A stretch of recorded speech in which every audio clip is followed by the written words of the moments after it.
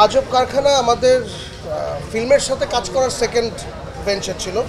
এর আগে আমরা রান আউটের সাথে কাজ করেছি। শবনমকে আমরা আগে থেকে চিনতাম, আমাদের সাথে একটা বন্ধুত্বও ছিল শবনমের। শবনম যখন ডিসাইড করে ফিল্মটা করবে, তার ফিল্মে কিছু রক গানের প্রাধান্য থাকবে এবং সেই গানের লিরিকগুলো হেলাল হাফিজের হবে, তার কবিতা থেকে নেওয়া হবে। তো ওটা জানার পর আমাদের মধ্যেও একজন এক্সাইটমেন্ট কাজ করে, আমরাও আগ্রহী হই কাজটা করার জন্য। তারপর আমরা একসাথে হয়ে আলোচনা করে কাজটা শুরু করি।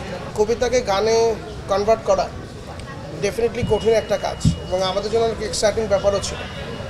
আমরা অনেক আগ্রহী ছিলাম কাজটা করার জন্য, আমাদের ভালো লাগা বোধ কাজ করছিল গানটা গানে কনভার্ট করার জন্য।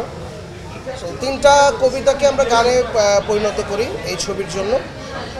2টো গান একটা ধরনের ছবির গল্পের সাথে একইভাবে তৈরি করা, আর একটা গানে আমাদের সাথে গেস্ট পারফরমেন্স হিসেবে নাসা ছিল, তো ওটা একটা ডুয়েট গান ছিল।